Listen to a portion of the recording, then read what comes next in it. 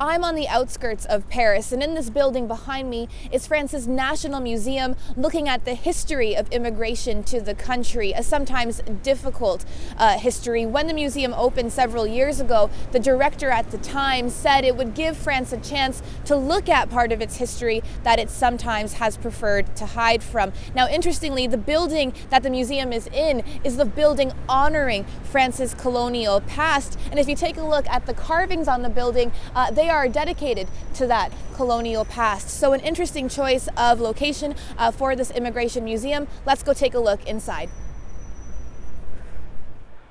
The museum has several themes. One of them is the contribution of immigrant workers to the French economy. And the museum talks about the many different countries those immigrants would have come from. It also talks about some success stories relating to immigration in France, like here when it talks about the number of mixed marriages between French-born citizens and immigrants in the country.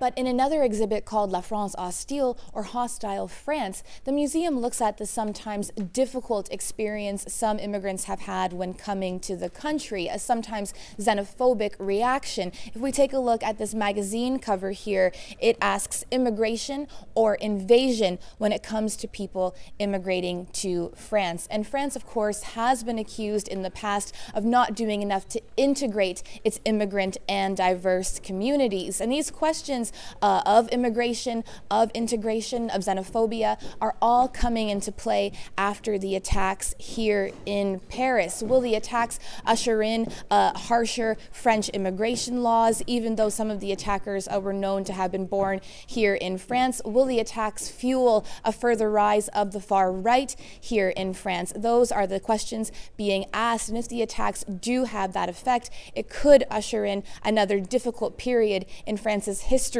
of immigration. Mauro, CBC News, Paris.